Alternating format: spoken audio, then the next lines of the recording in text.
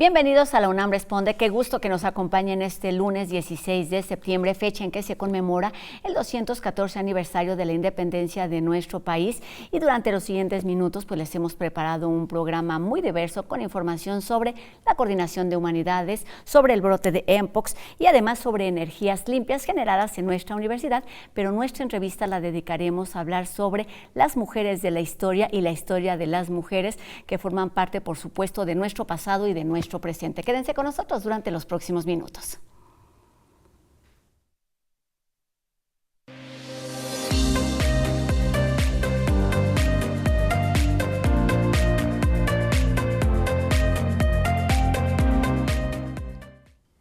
Hoy que conmemoramos una fecha importante de nuestra historia, revisaremos de la mano, la voz y la pluma de una mujer apasionada de las historias, algunas de esas mujeres que hicieron notables contribuciones para construir lo que hoy conocemos como un país y que, bueno, en su mayoría, pues no han tenido una presencia notable, por ejemplo, en los libros, que de alguna manera, o eso pensamos, da reconocimiento y validez. Para hablar de las mujeres y sus historias, saludamos esta tarde a Isabel Revuelta Po, quien es historiadora, autora de Hijas de la Historia y una cara conocida de TV UNAM porque guiaste aquí esta serie de Vindictas Históricas. ¿Cómo estás, Isabel? Ay, encantada, Rosa. Muchas gracias por permitirme hablar en esta fecha sobre eso que hemos hecho las mujeres siempre, estar presentes. Estar presentes. Comencemos por ahí. ¿De qué se trata? ¿Qué tenemos que hacer? Rescatar, reconocer, hablar, contar esa otra parte de la historia. ¿Por qué es importante? Mira, hay una premisa que tiene ahora una historiadora francesa, Marilène Mathy-Patou. La historiografía tiene una deuda con esa participación de las mujeres. Desde el hecho, la premisa es, el hombre prehistórico es también una mujer. Imagínate desde ahí. No se ha hablado bien de cómo ha estado presente la mujer en estos procesos históricos, porque sí tenemos mucha idea de que se dividió el trabajo, pero también hubo muchas mujeres que se dedicaron a mover esos procesos históricos, esos grandes cambios en la historia de la humanidad. Y esa es la parte que la historiografía no siempre le ha dado a las mujeres, y es momento para visibilizarlas en esa historiografía.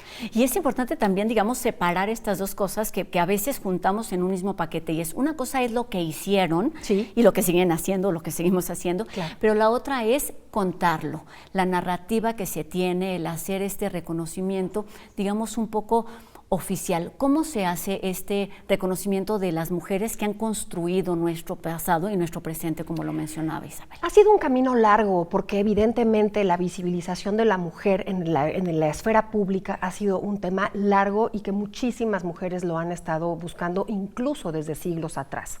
Pero claro, la revolución de la mujer, la revolución del siglo XX, que las mujeres salen a la calle, salen al ambiente público, cosa que ese espacio estaba negado hacia ellas, es lo más visible que podemos encontrar. Y en uno de esos cambios, grandes cambios, es el sufragismo. Cuando la mujer empieza con el voto y cuando la mujer es considerada, imagínate, un debate incluso en nuestro país, en el pleno mitad del siglo XX, que si las mujeres eran ciudadanas que merecían votar o no. Entonces, todo ese camino que se ha ido dando a través, me puedo ir incluso al siglo XVIII con la mamá de Mary Shelley, con Mary Wollstonecraft, que es impresionante el trabajo que ha hecho y se ha recuperado. ¿Por qué nada más podemos estar las mujeres en el ámbito doméstico? Para nada. Ha habido muchas que han roto ese lugar donde les tocó y dan ese paso adelante para formar parte, insisto, de esos cambios históricos. ¿Por qué ha pasado esto? ¿A quién le convenía que esta parte de la historia fuera borrada? ¿Y qué ofrece en cuanto a riqueza, en cuanto a posibilidades, en cuanto a una mirada distinta, el que las mujeres estén presentes y reconocidas? Primero porque te completa la historia. Nada más a eso, imagínate, nuestra historia estaría completamente desdibujada y no se entendería. Y no nada más la nuestra como mujeres, sino como, vamos a poner el ejemplo de México, como nación tenemos que conocer esa otra parte de la historia, porque también están presentes las mujeres. Eso es lo que nos va a dar, estar más completos, ser individuos que conocemos muchísimo mejor nuestra historia. ¿Y a qué se debe, insisto, en ese ámbito de lo privado? La mujer tenía que estar en lo privado, incluso Marcela Lagarde habla de los cautiverios de las mujeres, o en los claustros, o en las casas, en los hogares, o incluso en las casas de Mansevilla, pero intramuros. Entonces, cuando se toma la esfera pública es cuando realmente se escucha lo que las mujeres quieren y han hecho, porque lo dices muy bien, Rosa, siempre se ha participado de una manera activa. Esta apertura se ha dado, por supuesto, en todos los ámbitos, en el feminismo, en la academia, en la historia, en el arte. Cuéntanos de lo que sucede en nuestro país. ¿Qué lugar ocuparon, qué lugar siguen ocupando las mujeres que han construido, en particular hoy que estamos en esta fecha conmemorativa, en la independencia de nuestro país? Mira, es un tema interesantísimo, apasionante. Del que no acabaríamos, pero fíjate que el contexto es importante, ¿no? Hay que hablar justamente, porque la historia no nada más es saberse una fecha o un nombre a rajatabla, me parece terrible, no, hay que conocer el contexto. Y ese contexto que vivían también las mujeres en ese final del siglo XVIII, las reformas borbónicas. ¿Qué querían los Borbones para su virreinato, en el del caso de México? Que fuera más productivo. ¿Y cómo iba a ser más productivo? Con esas ideas de la ilustración, de la igualdad, incluso los Estados Unidos ya se habían independizado. Eso no les gusta tanto a los monarcas, pero lo que sí les gusta es la participación activa de los ciudadanos para producir más. ¿Qué hacemos con las mujeres? Hombres o mujeres. ¿Y qué hacemos con las mujeres? Pues que se eduquen. Eso es una gran medida que toman los Borbones. Pero insisto, ¿para qué? Para que los hombres que son educados por las madres en esas casas deben de ser ilustradas, para que los que van a salir estén condicionados para ser un poquito más productivos, o mucho más productivos, que eso es lo que buscaban. Pero te fijas, el enfoque no era por la mujer en sí, claro, sino era por otros intereses. Pero entonces hay mujeres maravillosas en este periodo, y conocemos a Josefa Ortiz.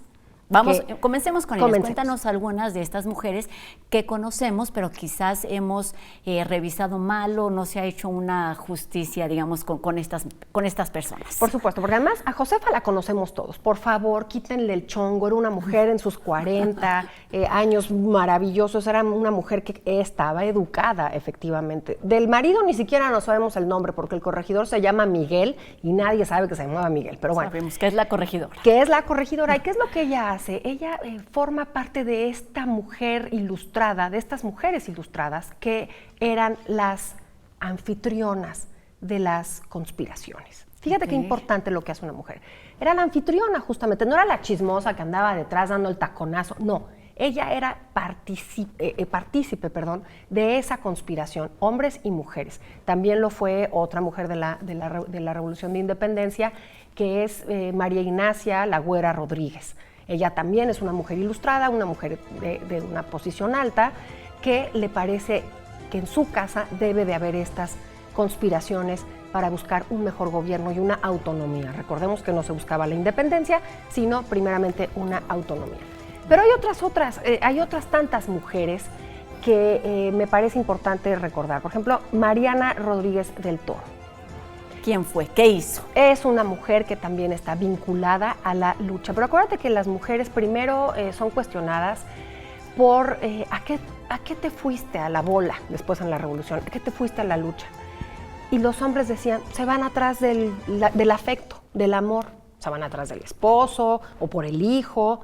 Digamos que hubo muchas que lo hacen porque eran las enfermeras, las que cuidaban, las que alimentaban, las que cosían los uniformes, en fin, eso está ahí.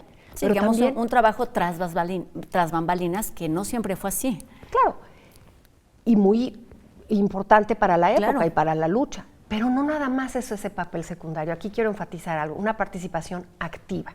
Fueron correos, fueron contrabandistas, construyeron armas, construyeron municiones, incluso escriben en periódicos, porque te puedo hablar que Leona Vicario, que es otra mujer también educada, ilustrada, que además mete su dinero, ella se dedica a escribir en estos periódicos insurgentes por esa autonomía y esa independencia después de las colonias, claro, de es nuestro virreinato. Digamos, una de las pioneras del periodismo, una de las mujeres que inició con esta tarea y que tiene un doble mérito, digamos, en el sentido de contar en el aquí y en el ahora cómo lo vivía desde el punto de vista de las mujeres. Absolutamente. Y otra mujer que no conocemos muy bien, que es Mariana Rodríguez del Toro o Gertrudis Bocanegra, ellas toman las armas, ellas participan y sufren algo que es muy importante entender, como la participación de las mujeres sí fue pública, porque en este periodo de la independencia se hacen más grandes las condenas a las mujeres. Las meten a la cárcel Nada más y nada menos, Mariana Rodríguez del Toro estuvo 1 década en la cárcel. Josefa estuvo 6 años. Nunca nos enseñan que su primer hijo también nace en cautiverio. Cuando ella está en cautiverio, ya tenía una hija antes, al final tendrá 13, porque les digo que era una mujer atractivísima, guapísima, el marido estaba loco por ella. Y esas ya son otras partes de la historia. Otras pequeñas historias que tienen que ver con la gran historia. Exacto, pero a lo que voy es que son mujeres que sí participan, no nos detenemos a pensar que estuvieron presas. Leona Vicario sufre en carne propia la persecución del ejército realista, sufre la persecución del Estado virreinal, le confiscan sus bienes.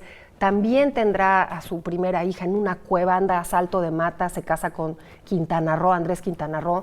Pero ¿qué es lo que aporta al movimiento? El activismo, eso lo quiero subrayar. Sí hubo mujeres que participaron de manera secundaria y anónima, pero hubo muchas otras que lo hicieron de manera preponderante, con activismo político, incluso en el campo de batalla. Isabel, considerando que por supuesto estas son, digamos, las mujeres más conocidas que más eco han tenido, ayúdanos a entender cómo desde la investigación, desde quienes se dedican a la historia del arte en general, pero a la historia de nuestro México en particular, como es tu caso, se puede descubrir algo nuevo de lo que ya pasó, porque parece, muchas veces lo pensamos así, el pasado ya pasó, y entonces hay mucho que hacer en el aquí y en el ahora para entender y para saber lo que sucedió en determinado momento. Pues es abrir mucho los ojos, es visibilizar toda nuestra historia, es buscar todas estas acciones que han hecho mujeres, y permíteme hablar de una función que ha hecho maravillosamente la investigadora maestra que también ha estado con nosotros aquí en TV UNAM y me da un gusto enorme, Patricia Galeana. Ella es cofundadora del Museo de la Mujer en México. Muchos países en el mundo desde la década de los 80 tenían un museo de la mujer para hablar de todos estos procesos y de todos estos siglos y este camino del que yo te hablaba al principio. Pero acá en México no teníamos un museo. Tiene un poquito más de una década, realmente se hace por estos 200 años que México cumplía, y las mujeres, bueno, pues la maestra Patricia efectivamente poniendo donde debe de poner el ojo. Hay un museo de la mujer, está en el centro histórico, visítenlo, una casa preciosa. Y es de nuestra universidad y hay mucho que descubrir, además, digamos, en estos espacios. Absolutamente. ¿Qué determina o qué caracteriza la participación de todas estas mujeres, las que ya nos hablaste, que son las más conocidas, de aquellas que ocuparon, digamos, un segundo plano por ser esposas, por ir siguiendo al marido, al hermano, a alguien de la familia, o aquellas de las que ni siquiera tenemos un nombre porque estaban justamente ahí haciendo trabajos que en ese momento se suponía no eran importantes para el movimiento de independencia? Justamente tocas el nervio, que es lo importante, la determinación. Tomaron la decisión en sus vidas donde les toca, en esa parte de la historia que les toca, dar un paso adelante por esa determinación. Todas ellas, incluso en el libro de Hijas de la Historia, cuando me preguntan qué es lo que tienen en común, pues es esa voluntad de hacer lo que no les estaba permitido hacer o lo que no se esperaba que hicieran. En el caso, por ejemplo, de Sor Juana, no se esperaba, incluso los hombres, al final, pues sí, desafortunadamente le rompen toda la voluntad con esa declaración, yo la peor, y 5 años antes de morir, muere sin sus libros, muere sin escribir, pero no está muda, porque lo que hace y la determinación que tuvo está más fuerte que nunca, esa voz que tiene Sor Juana. Y lo mismo pasa con estas mujeres en la independencia. ¿Cómo es posible que no conozcamos tan bien a estas mujeres, incluso las contemporáneas de Leona Vicario, de Josefa? Me gustaría leer brevemente una cita de una de estas mujeres, María Josefa Gelberdi, en 1821, casi contemporáneas, escribe: si estamos ya en los tiempos ilustrados en que todos pueden manifestar sus ideas, si todos escriben lo que les parece, lo que quieren, lo que saben o lo que pueden, si el fastuoso día del juramento de nuestra feliz independencia da mérito para que lo aplaude el sabio, el ignorante, el rico, el pobre, el niño, el viejo, el noble y el plebeyo, ¿cómo es que no lo puedan hacer las mujeres, a quienes el cielo les concedió, como a todo viviente, sus 2 dedos de frente en la cabeza? 1821. ¿Y cómo es que 200 años después, seguimos haciéndonos esta pregunta. ¿Qué nos toca hacer en la tarea de difusión, de comunicación, de reconocimiento, que es algo que tú haces de muchas maneras, a través, por ejemplo, de libros como este, Hijas de la Historia, sí, sí, que además estabas preparando ya una segunda, sí, parte. Cuéntanos de la presentación y de cómo podemos contribuir a este reconocimiento y qué nos dicen hoy, digamos, todas estas mujeres y todo este trabajo, Isabel. Nos dice que así como ellas hicieron ese camino y abrieron el camino, hay muchos caminos que todavía no tenemos. Hoy por hoy podemos estudiar, hoy por hoy un divorcio no nos va la vida entera, como le fue a Antonieta Rivas Mercado, que le termina la vida. Hoy por hoy tenemos muchas cosas que ese otro camino que han abierto las que venían atrás de nosotras nos heredan.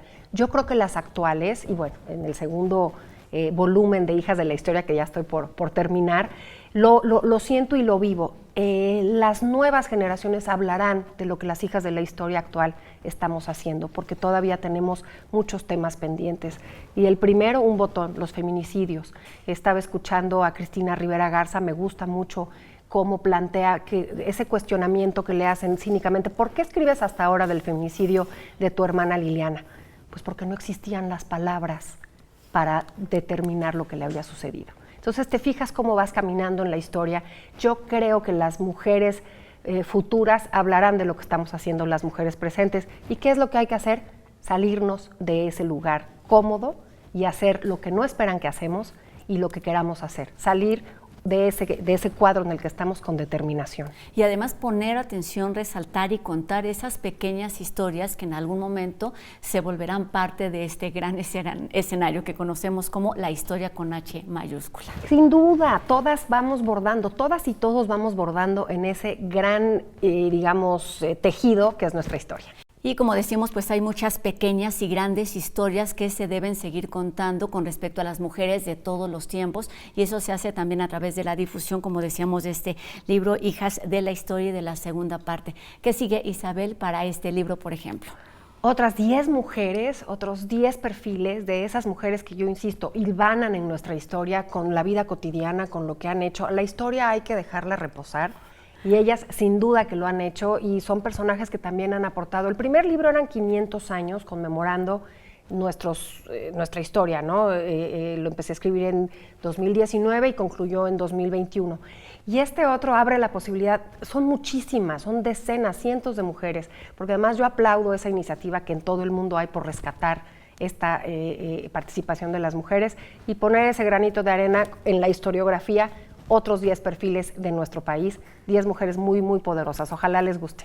Y de lo que se trata es de eso, de tener, digamos, la parte completa de la historia, de escuchar esa otra visión, de escuchar lo que hicieron ellas y lo que siguen haciendo, y eso, como dices, pues se seguirá escribiendo. Muchísimas gracias. Y al contrario, Isabel muchas gracias, Revuelta. Rosa, encantada. Muchas gracias por estos minutos, bienvenida siempre gracias. a TV UNAM, y recuerden que efectivamente todos estos trabajos que hiciste en esta pantalla pues están disponibles en nuestro canal de YouTube. Gracias, Isabel. Muchísimas gracias. Y mucho éxito con toda esta historia y con todo este reconocimiento.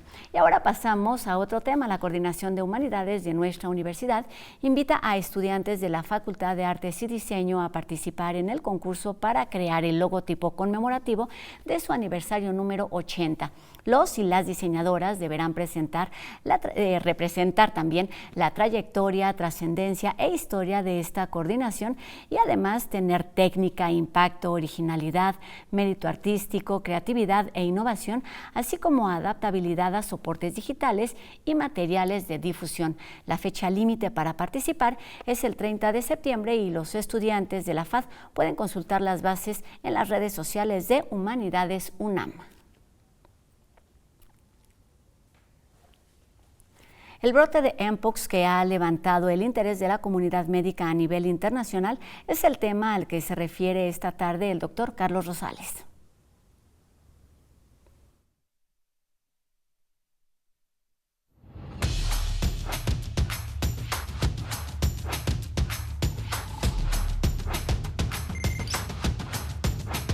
Muchas gracias. Muy buenas tardes. Nuestro público pregunta, ¿es verdad que hay una nueva pandemia? Bueno, la respuesta es no.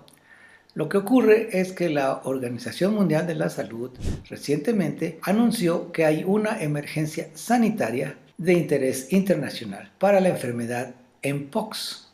Esta enfermedad es producida por el virus de la viruela del mono. Este es un virus que se parece mucho al virus que causa la viruela en humanos. El virus de la viruela del mono se llama así porque se descubrió alrededor de 1958 en unos monos de laboratorio. Pero desde 1970 se sabe que este virus también puede infectar a humanos y la enfermedad que produce se llama ahora Mpox. Esta enfermedad se transmite por contacto directo de personas infectadas y también por estar cerca de objetos contaminados con el virus. La enfermedad no es muy grave, pero puede complicarse. La enfermedad también existe en forma endémica en el centro de África, donde cada año se reportan un número variado de casos. Pero recientemente se ha visto la aparición de brotes con este virus en muchas partes de Europa y también en América, incluyendo México. Por eso, la Organización Mundial de la Salud declaró que hay una emergencia de salud pública de interés internacional. ¿Qué significa esto? Significa que todos los países deben cooperar para tener una vigilancia estrecha, ayudar al tratamiento de las personas infectadas y de esta manera contener la infección para que no se disemine por todo el mundo. No tenemos una pandemia, es solo una alerta epidemiológica para que todos los países estén atentos. Gracias. Hasta luego.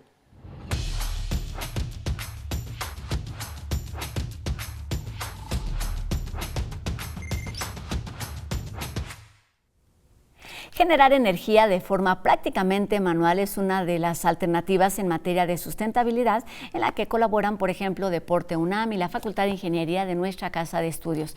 Una Mirada nos habla hoy sobre bicigeneradores.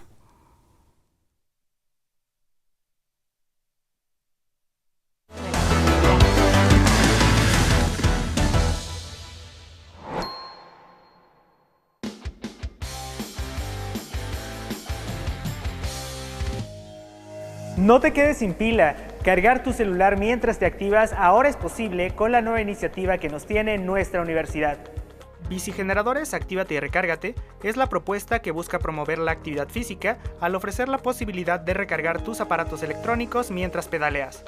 El proyecto es resultado del trabajo colaborativo entre la Facultad de Ingeniería, la Dirección General de Servicios Administrativos y la Dirección General del Deporte Universitario.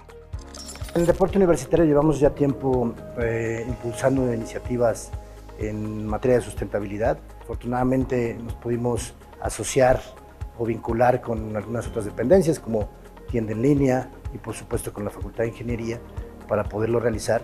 Y la idea es que los usuarios se den cuenta que con su esfuerzo, con su actividad física, pueden generar energía útil, limpia y además gozar de los beneficios de la práctica del ejercicio. Los bicigeneradores cuentan con un contacto de carga lenta, un USB para carga rápida, así como una mesa para que puedas realizar tus actividades. Además, están adaptados para los distintos cuerpos y estaturas de las personas. En ese sentido, el mecanismo que tenemos es a 3 movimientos, donde el usuario los puede modificar según su altura, su peso, las dimensiones de sus piernas, de sus brazos, para que al momento de pedalear sea la posición y la experiencia más cómoda posible para él. De este modo, Bicigeneradores Actívate y Recárgate se convierte en una iniciativa que no solo impacta en la generación de energías sustentables, sino también promueve la realización de prácticas en contra del sedentarismo, propiciando un cambio significativo en la salud de la comunidad universitaria. Y cuéntame, ¿qué te parece esta iniciativa? ¿Te gustaría subirte a un bicigenerador y pedalear hacia un mejor estilo de vida?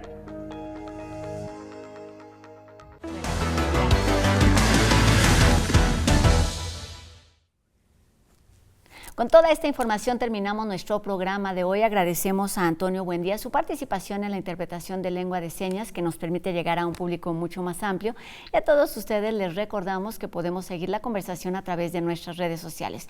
Háganos llegar sus dudas, sus comentarios y sigamos haciendo juntos La UNAM Responde. Gracias, por supuesto, a todas las personas que hacen posible esta transmisión día con día y nos vemos aquí mañana a 2:30 de la tarde en TV UNAM. Mi nombre es Rosa Brizuela. Adiós.